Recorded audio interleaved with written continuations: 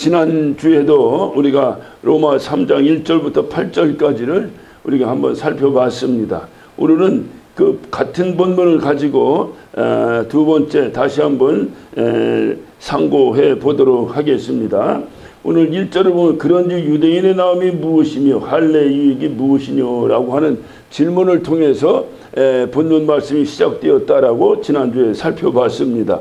그래서 지난주 말씀의 결론은 그러면 이 말씀을 유대인의 나음이 무엇이며 할례의 유익이 무엇이뇨 라고 하는 이 말씀을 결론으로 해서 우리는 예수 그리스도를 구주로 믿는 그리스도인으로서 세상 사람과 나은 점이 무엇이냐라는 것을 여러분의 질문하면서 설교를 마쳤던 기억이 납니다.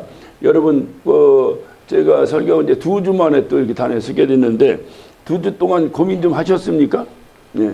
우리 예수 믿는 사람들이 예수 믿지 않는 사람보다 나은 점은 과연 무엇일까? 오늘 유대인들이 지금 항의하듯이 유대인이 이방인들보다 나은 것이 그럼 뭐냐? 할례 받은 자나 할례 받지 않은 자나 택함 받은 자나 택함 받지 않은 자나 하나님 앞에서 동일하게 죄인이라면 굳이 택함 받은 유대인이 굳이 할례 받은 유대인이 이방인보다 나은 것이 무엇이냐라고 사도 바울을 항의했던 것과 같이 오늘 우리가 우리의 마음 가운데서 그렇다면 내가 예수 믿는 자와 예수 안 믿는 자가 하나님 앞에서 동일하다면 예수 믿는 자의 나음이 무엇이냐 그 말이에요. 거기에 대한 고민이 우리에게 있어야 합니다. 과연 나는 예수 믿는데 예수 믿는 자나 믿지 않는 자 하나님 앞에서 동일하다면 예수 믿고 죄지나 안 믿고 죄지나 죄 짓는 건 동일하다 그 말이에요. 하나님의 심판은 동일하다 그 말이에요. 그러니까 과연 그렇다고 한다면 내가 예수 믿는 자와 예수 안 믿는 자와 다른 점 다시 말해 나은 점이 무엇이냐 여기에 대한 우리의 고민이 있어야 될 것입니다. 그것에 대한 답이 사도 바울은 4절에 이렇게 말합니다. 그럴 수 없느니라 사람은 다 거짓되되 오직 하나님은 참되시다 할지어다 라고 말하고 있어요. 그러니까 이게 무슨 얘기냐면 그러면 예수 믿는 자나 예수 믿지 않는 자나 다 동일하다면 오늘 이 본문대로 하면 유대인이나 이방이나 동일하다면 우리가 택함 받았다는 것이 무슨 나음이 있겠느냐.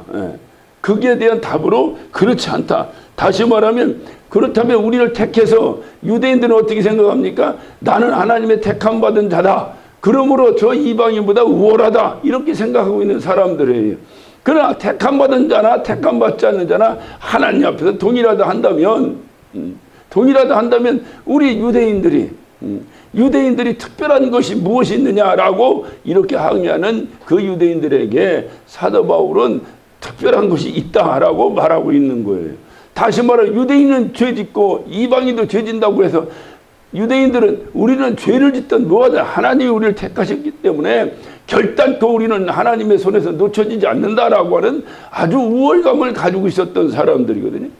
그런데 죄지면 똑같다라고 말하니까 그렇다면 우리가 나은 점이 무엇이냐라고 할 때 그렇지 않다라고 하면서 오늘 뭐라고 말씀하시냐면 사람은 다 거짓되되 오직 하나님은 참되다라고 이렇게 말하고 있는 것입니다. 중요한 사실은 그들이 우리가 유대인의 나음이 무엇이며 할례의 유익이 무엇이냐고 질문하는 그들에게 사도 바울은 2절에서 이렇게 대답을 합니다. 범사에 많으니 첫째는 저희가 하나님의 말씀을 맡았습니다. 그러니까 나은 것이 뭐냐? 예수 믿는 자와 안 믿는 자가 나은 것. 그럼 예수 믿는 자가 예수 안 믿는 자보다 나은 점이 무엇이냐? 라고 묻는다고 하면 오늘 사도 바울은 많다. 나은 점이. 나은 점이 많다. 그 중에 가장 중요한 것이 바로 뭐냐? 하나님의 마음을 맡았다. 하나님의 말씀을 맡았다. 그러니까 하나님의 말씀을 맡았다라고 하는 것. 곧 오늘날 하나님의 말씀이 육신이 되어 이 땅에 오신 예수 그리스도를 우리는 믿습니다. 그 예수 그리스도를 우리가 맡은 자라는 거예요. 그것이 예수 안 믿는 사람보다 아주 특별히 다른 나은 점이다 라고 말하고 있는 것입니다. 하나님께서 우리에게 맡겼다는 거예요. 그래서 우리가 맡았다는 거예요.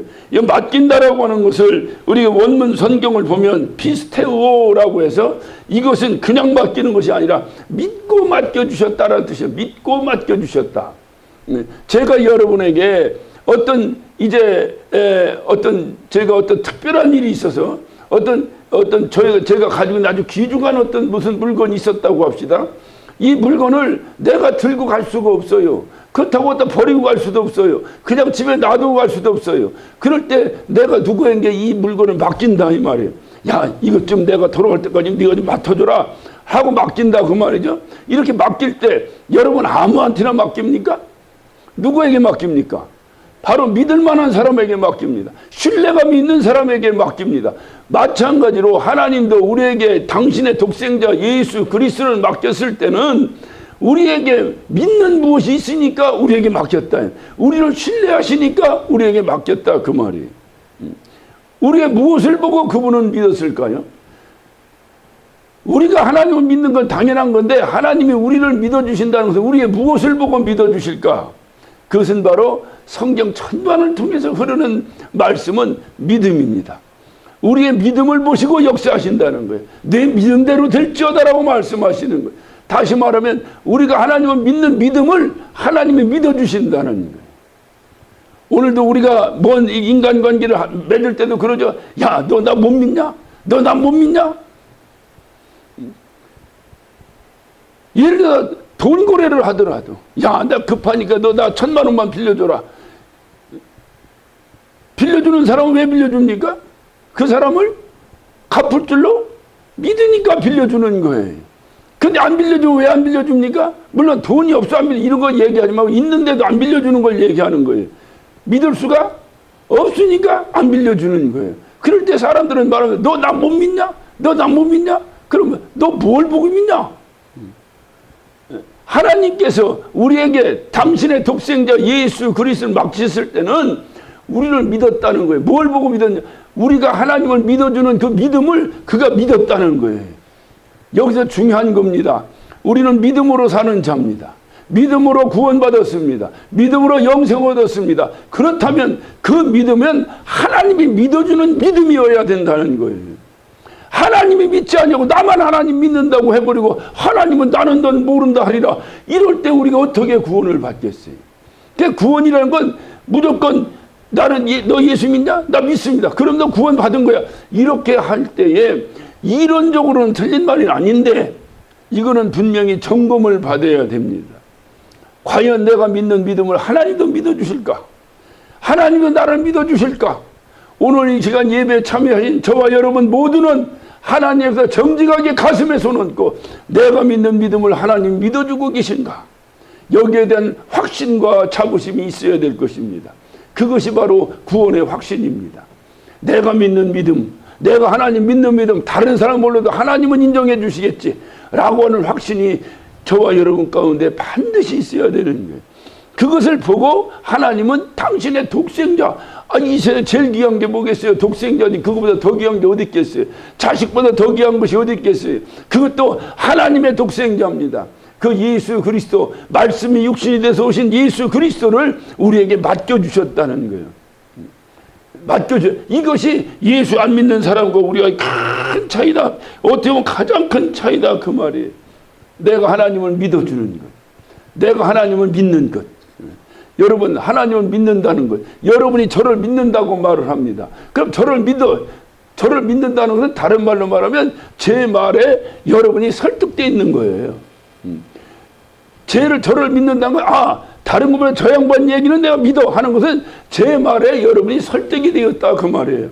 마찬가지로 우리가 하나님을 믿는다 하는 것은 하나님 말씀에 내가 설득되어 있는, 그렇게 살면 그렇게 되겠구나, 그렇구나 라고 내가 아멘 하고 같이 그 말을 인정하고 받아줄 때에 이거는 뭐냐면 그의 말에 설득되었기 때문에 내가 그걸 인정하는 거죠. 그래서 많이 설득된 사람, 믿음이 좋은 사람이라고 말하는 거예요. 이렇게 많이 설득되면, 하나님 말씀이 많이 설득되면 하나님께서 우리에게 지라고 하신 십자가가 가볍습니다. 부담이 없습니다. 부담이 적어집니다. 그런데 이 설득이 좀 덜 되면 이것이 좀 교회 다니는 것도 부담스럽고 교회에서 뭔 일을 하는 것도 부담스럽고 이렇게 어려워지는 거예요. 여러분이 신앙생활을 쉽다고 하는 것은 여러분이 하나님 말씀에 잘 설득되었다. 신앙생활이 힘들다 하는 것은 내가 하나님 말씀에 덜 설득되었다 그 말이에요. 그러니까 하나님이 말씀하셨는데 잘 설득돼서 오는 그 사람을 하나님은 믿어준다는 거예요. 믿어서 예수 그리스도를 그에게 맡겨주셨다 하는 것입니다. 예, 그래서 그런데 문제는 뭐냐면 이렇게 설득당하여 예수를 믿으며 사는데 그러면 내가 그분 말씀에 설득되었으니까 항상 그분 말씀에 아멘하고 순종하고 그리고 그분 말씀대로 살아야 되는데 설득된 건 틀림없는데 어느 때 보면 설득되지 않은 것처럼 내가 하나님 믿는 건 틀림없는데 어느 때 나의 삶의 모습을 보면 하나님 믿지 않는 것처럼 행동할 때가 얼마나 많이 있습니까? 내가 이 세상 살아가는 동안에 내가 하나님을 믿는다고 하면서도 믿지 않는 세상 사람과 같은 사고방식을 가지고 동일하게 같은 욕심을 가지고 살아가는 사람들이 얼마나 많이 있습니까? 다른 사람을 얘기할 것이냐 우리 자신을 돌아보자 그 말. 얼마나 많은 경우에 우리가 그런 경우가 많이 있습니까? 그렇다고 한다면 이럴 때는 어떻게 할 것이냐 그 말. 이럴 때는 어떻게 할 것이냐. 이럴 때에도 주님께서는 말씀하시는 거예요. 그래서 4절에 말 그럴 수 없느니라. 3절을 먼저 볼까요? 어떤 자들이 믿지 아니하면 어찌하리요? 그 믿지 아니하면 하나님의 믿으심을 패하겠느냐. 그러니까 하나님께서 우리를 믿어주시는데 우리가 서로 하나님이 믿어주는 그 믿음의 기대에 부응하지 못하고 우리가 불신자와 동일한 행동을 하고 살고 이 말을 그냥 직설적으로 말씀드리면 죄를 짓고 산다 그 말이에요. 이런다 하더라도 하나님은 우리를 끝까지 믿어주시고 끝까지 우리를 택하신 대로 책임져 주시겠느냐라고 하는 질문입니다. 이 질문에는 어떤 뉘앙스가 깔려 있겠어요? 우리가 잘못하면 사도 바울 선생 당신 얘기를 들으니 유대인들이 생각할 때 하나님이 우리를 택하신 것은 영원한 택함이라고 난 알고 있는데 내가 어떤 잘못을 하든 내가 어떤 방종을 하든 내가 무슨 일을 하든 하나님은 끝까지 나를 책임져 주신다 이렇게 나는 우월감을 가지고 살았는데 당신 말을 들으니 우리가 살다가 죄를 짓거나 우리가 살다가 하나님 말씀대로 살지 아니하면 하나님과의 관계가 끊어지는 것처럼 얘기하는데 그런 것이냐? 라고 묻는 거예요. 그때 사도 바울은 그렇지 않다 라고 말합니다. 어떤 경우든지 한번 하나님이 붙잡으셨기 때문에 결단코 너를 놓지 않으실 것이다. 결단코 한번 택하시면 주님이 결코 너를 놓지 않을 것이다. 우리가 예를 들어 한번 얘기해 봅시다. 내가 자식을 낳았어요. 자식을 낳는데 이놈은 내 자식입니다. 내가 낳았으니까. 말 잘 들을 때는 자식이고 말 안 들을 때는 자식이 아닙니까? 내 자식은 한 번 자식은 영원한 자식이에요. 그놈이 말을 잘 들어도 내 자식, 말을 안 들어도 내 자식, 속 썩여도 내 자식, 속 안 썩여도 내 자식이에요. 이런 원리로 사도 바울은 말하고 있는 거예요. 결코 그렇지 않다. 하나님이 한번 택한 자는 오늘날로 말하면 하나님을 믿고 하나님과 함께 하나님을 아버지로 영접한 자는 결단코 하나님을 버리지 않는다 라고 하는 것이 사도 바울의 강력한 주장입니다. 문제는 그 다음에 그 말씀을 하시면서 사도 바울이 오늘 여기 4절을 잘 봅니다. 그럴 수 없느니라. 사람은 다 거짓되되 오직 하나님은 참되시다 할지어다 기록된다 하면서 사도 바울이 인용하는 인용구가 있는데 주께서 주의 말씀에 의롭다함을 얻으시고 판단하실 때에 이기려 하심이라. 이 말씀이 어디에서 인용된 거냐? 여러분 성경을 이렇게 보시면 제 성경에는 기억 이렇게 하고 이제 이 말씀이 기록되는데 여러분 성경에는 어떤 부호가 붙었는지 제가 모르겠어요. 자, 기억하고 보면 여러분 그 밑에 주석이 이렇게 달려 있어요. 주석은 이렇게 보면 기억하고 시편 51편 4절 이렇게 되어 있습니다. 그러면 시편 51편 4절을 한번 찾아봅니다. 시편 51편 4절을 한번 찾아보면 먼저 시편 51편을 보면 51편 시작하기 전에 다윗의 시 영정으로 하는 노래 다윗이 밧세바와 동침한 후 선지한 나단이 저에게 온 때에 이렇게 되어 있습니다. 그러니까 오늘 이 시편 51편은 누가 썼다는 거예요? 다윗이 썼다는 거예요. 언제 썼다는 거예요? 다윗이 밧세바 동침한 이후에 나단 선지자로부터 질책을 듣고 회개하면서 썼다 그 말이죠. 오늘 이 말씀이 이것을 기억하고 오늘 51절 4절이 인용된 것입니다. 로마 3장 4절에 인용됐어요. 자, 4절을 봅니다. 내가 주께만 범죄하여 주의 목전에 악을 행하였사오니 주께서 말씀하실 때에 의로우시다 하고 판단하실 때에 순전하시다 하리라. 이 말씀이 그대로 로마 3장 4절에 인용이 된 것입니다. 3장 4절 본절을 다시 보면 주께서 주의 말씀에 의롭다 하심은 없고 판단하실 때 이기려 하심이라. 이 말씀이 오늘 이거 시편 51편 4절 내가 주께만 범죄하여 주의 목전에 악을 행하였사오니 주께서 말씀하실 때 의롭다 하시고 판단하실 때 순전하다 하시니다. 그러니까 판단하실 때 순전하다. 이 말씀을 오늘 여기서는 판단하실 때 이기려 하심이라. 그래서 이것을 다른 번역에 이렇게 어떤 다른 번역으로 보면 당신께서 내리시는 선고는 따지면 판단은 1000번 만번 맞는 말입니다. 1000번 만번 옳으신 말씀입니다. 당신의 심판은 반드시 옳은 것입니다. 라고 다윗이 고백하고 있는 것입니다. 하나님은 심판하시는 분이시며 그 심판은 항상 옳다, 그런 말입니다. 다윗이 이런 말을 한 이유가 뭘까요? 왜 하나님의 심판을 갑자기 다윗이 얘기했을까요? 그것은 시편 50편 4절 그 부분의 윗부분을 보면 내가 주께만 범죄하여 주의 목전에 악을 행하였사오니, 다시 말하면 다윗이 지금 무슨 범죄를 저지른 겁니다? 밧세바와의 간음 사건이 벌어진 거예요. 이 간음 사건에 대해서 내가 범죄했기 때문에 하나님이 심판하시는 것은 당연히 맞는 얘기입니다. 이 얘기예요. 지금 당연히 맞는 얘기다. 그렇다고 한다면 이 다윗과 유대인의 생각이 좀 다르죠? 유대인은 한 번 하나님이 택하셨으면 내가 어떤 잘못해도 상관없다라고 생각했던 유대인들과는 전혀 다른 생각을 하고 있어요. 어찌 보면 유대인의 상징일 정도로 이렇게 취급을 받고 있는 다윗인데 이 다윗의 생각은 달라요. 다윗도 본인이 하나님이 택하셨다는 것에 대한 확신을 분명히 가지고 있었던 사람입니다. 그럼에도 불구하고 다윗은 자기가 잘못했기 때문에 하나님이 나를 심판하시는 것은 당연한 것이다라고 고백하고 있어요. 왜 사도 바울은 하나님께서 절대로 너를 어떤 죄를 짓더라도 너를 버리지 아니하시는 미쁘신 분이시다 라고 말씀하면서 왜 다윗의 이 고백을 여기다 인용했을까요? 본문에 중요한 것은 하나님께서는 우리를 택하시고 우리를 어떤 경우든지 간에 하나님께서는 우리를 택하시고 그렇게 하셨지만은 중요한 건 하나님의 변치 않는 이 신실하심은 분명하지만은 그거를 무기 삼아서 내 마음대로 살아서는 안 된다 하는 것을 말하고 있는 거예요. 다시 말합니다. 오늘 다윗은 이렇게 고백하고 있어요. 하나님의 말씀은 1000번 만번 옳은 말씀입니다 라고 말하고 있어요. 그렇기 때문에 오늘 여기서 갑자기 사도 바울은 우리가 죄를 지면 하나님께서 그럼 우리를 버리냐라고 항의하는 유대인들에게 하나님은 그런 분이 아니다. 결단코 그런 분이다. 한 번 택하셨기 때문에 절대 너희를 버리지 않는다 하면서 왜 다윗의 이 회개를 여기다 인용했을까요? 이것을 유대인들의 생각이 잘못됐기 때문에 다윗의 생각을 여기다 인용한 거예요.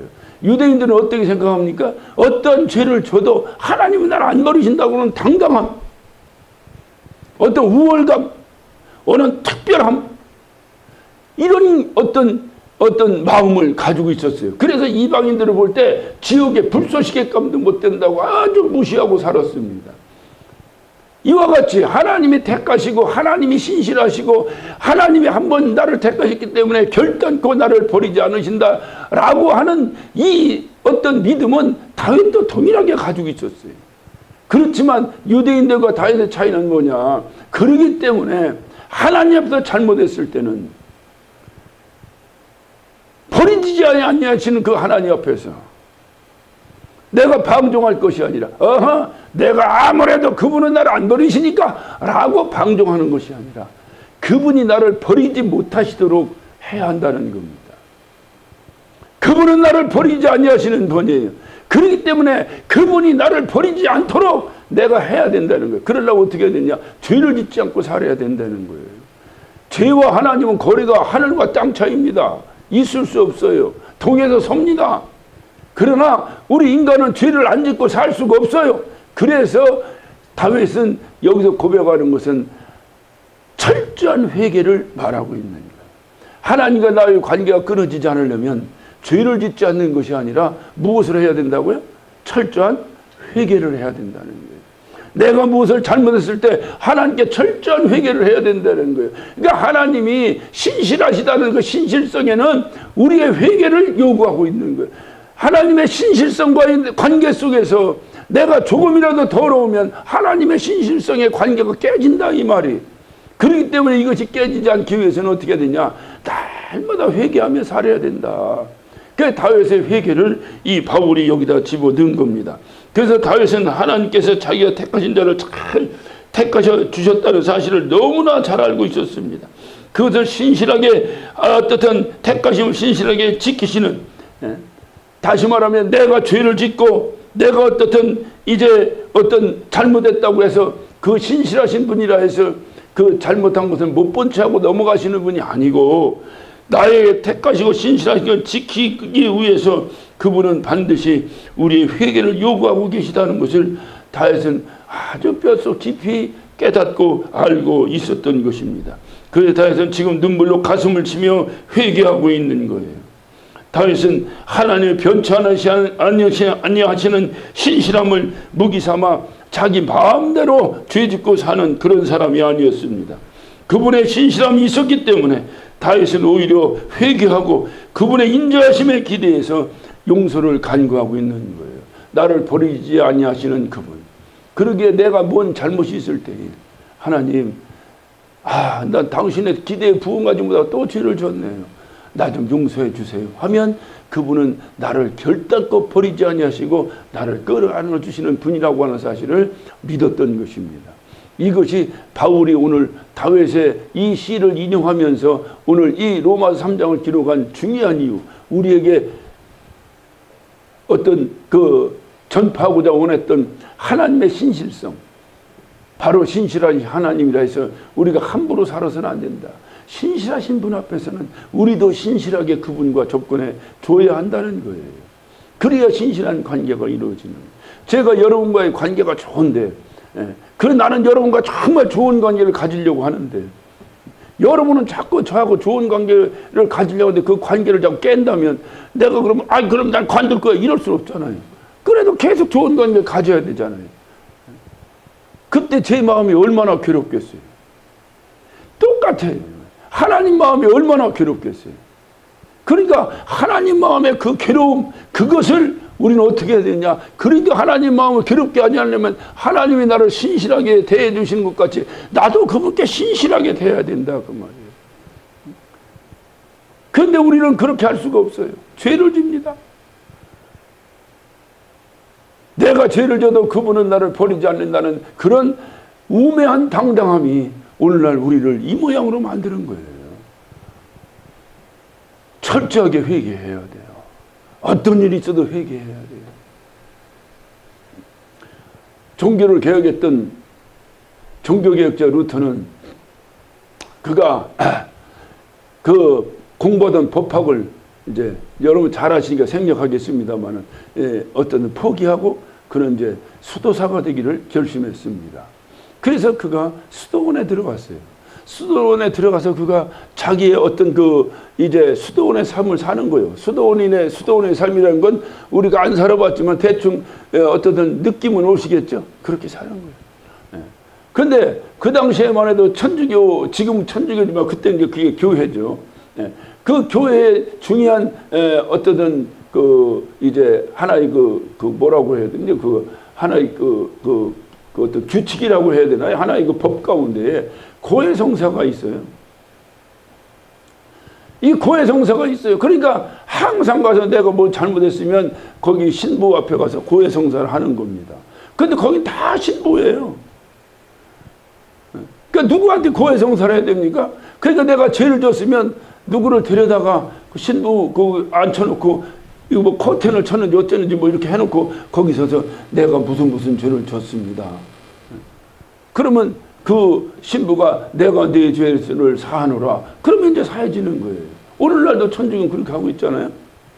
그래서 이 항상 자기 마음에 어떤 죄 지을 어떤 죄성의 마음이 들어오거나 아니면 자기가 하는 무슨 잘못된 일을 했거나 누구를 미워했거나 뭐 누구의 어떤 생각만으로도 간음을 했거나 어떤 뭐만 있어도 가서 아이고 내가 또 이런 잘못된 생각을 했습니다. 그러면 그 신부가 내가 내 죄를 사하노라 이렇게 살아가는 거예요. 이 수도원의 삶입니다.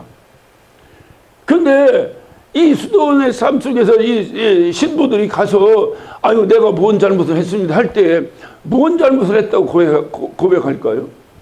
특별하게 누가 싸웠다든가 특별하게 누구 걸 도둑질했다든가 특별하게 무슨 어떤 뭡니까 이제 신부가 해서는 안 될 짓을 했다든가 이랬을 때 가서 고해성사를 했는데 이 루터는 그렇게 안 했어요.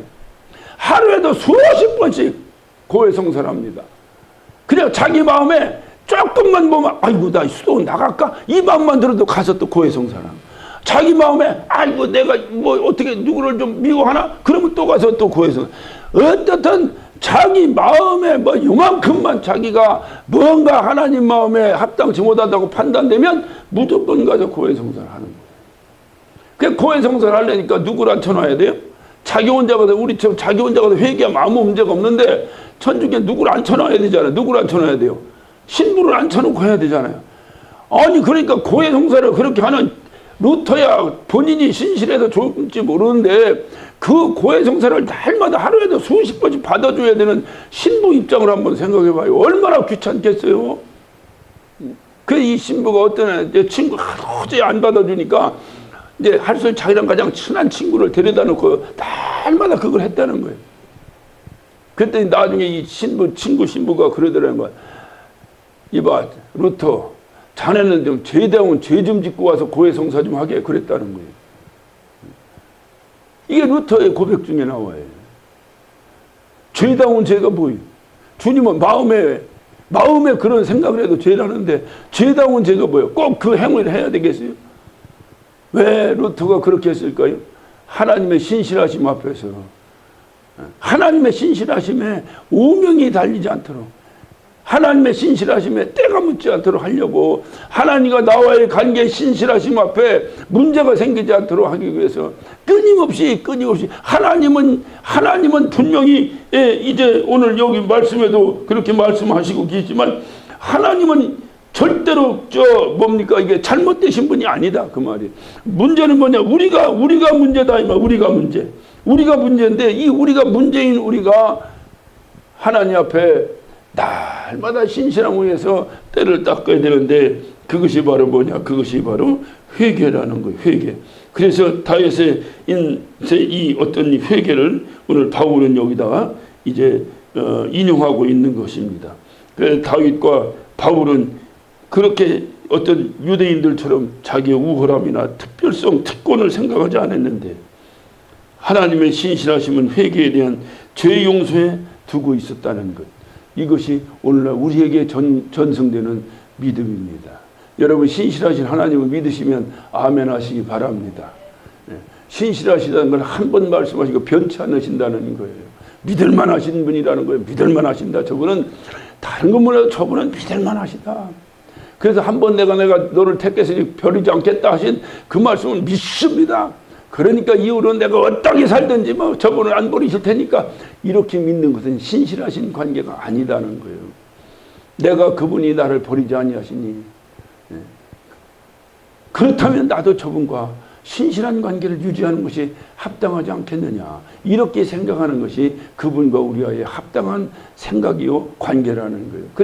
그런데 그분은 신실하신 분인데 우리는 그렇지 못해요. 그렇지 못한 그 부분을 날마다 하나님께 회개해서 그를 커버해 나가는 거예요. 그분이 나를 향한 신실함을 내가 신실함을 어떻게 나는 신실하지 못한 부분을 회개로 커버해 나가는 거예요. 그래서 날마다 그분 앞에 회개하며 살아야 될 것이다 하는 것을 오늘 사도 바울은 외치고 있는 것입니다. 이렇게 유대인과 바울은 또 이렇게 생각이 달랐습니다. 동일하게 하나님의 믿부심을 믿고 강조하지만 결정적으로 다른 것은 하나님의 신실하심, 변치 않게 하시는 믿부심은 유대인은 어떻게 생각했어요? 나는 특별하다. 나는 잘 될 거야. 나는 괜찮아. 라고 하는 이런 심리적 만족감이나 승리감, 우월의식에 심어주는 처방전으로 생각했던 거예요. 그러나 다윗이나 바울은 그렇게 생각하지 아니하고 하나님에 대한 신실하심, 삶을 통해서 하나님께 신실하심을 고백하고 있는 거예요. 그 신실하심의 고백이 뭐냐? 계속 말씀드려요. 회개라는 거예요. 회개. 죄를 안 질 수는 없어요. 그건 인간의 허물입니다. 어느 누구도 이 땅에 죄 안 짓고 살았다는 그 순간부터 그는 거짓말장입니다. 있을 수 없어요. 그래서 우리는 날마다 회개하되, 제가 어떤 예화로 말씀드렸습니다만 루터는 그렇게 회개했고 살았다는 거예요. 하루에도 수십 번씩 고해성사했으니 그를 상대했던 신부가 얼마나 그걸 힘들고 귀찮게 생각했으면 좀 죄다운 죄 좀 짓고 와서 좀 하게 라고 말을 했을까요? 그 정도로 우리가 따라갈 수는 없을진 몰라도 무슨 말씀인지 여러분의 마음속에 와닿는다면 우리의 삶을 하나님 앞에서 어떻게 살아야 될 것인가 하는 것을 다시 한번 정립하셔야 될 것입니다. 죄에 대하여 연약한 우리의 형편을 항상 눈여겨보시면서 그것으로 가슴치고 괴로워하고 회개하는 우리를 주님은 항상 어느 때든지 신실하신 그분은 십자가의 은혜로 우리를 끌어안아 주신다고 하는 사실을 믿으시기 바랍니다. 어떤 죄를 지었더라도 그분 앞에 나와 신실한 관계를 유지하기 위하여 하나님 내가 잘못했습니다라고 회개할 때 그분은 어떤 경우든지 우리를 용서하시고 끌어안아 주시는 분이시다. 내 주홍같이 붉은 죄를 하더라도 내가 양털같이 너희를 시게 하리라. 나를 시험하여 보라 라고 외치셨던 그분의 그 외침이, 신실하심이 우리의 삶을 지배해야 되는 거예요. 이것이 주님과의 우리와의 관계가 되는 것입니다. 그렇기 때문에 하나님의 신실하심은 우리에게 무엇을 요구합니까? 아무렇게나 살아도 된다. 내가 너를 책임진다. 이것이 아니라 철저한 우리의 회개를 요구하고 계신 것입니다. 오늘 사도 바울은 그래서 오늘 이 말씀을 유대인들에게 하면서 유대인의 최고로 존경한 사람 다윗의 그 고백을 인용하고 있는 것입니다. 그래서 그분을 우리를 위하여 용서의 십자가를 골고다에 세워놓고 변함없이 오늘도 지금 이 시간에도 우리를 기다리고 계시다고 하는 사실을 믿으셔야 됩니다. 주님이 우리를 택하셨다고 하는 것은 우리로 알고 특권자로 살라고 우리를 택하신 것이 아니라 항상 예수 십자가로 그 예수 십자가의 은혜로 살으라고 우리를 택해 주신 줄로 믿습니다. 오늘 주님의 신실하심 앞에서 우리의 신실함을 고백하는 저와 여러분 되시기를 예수 이름으로 축원합니다.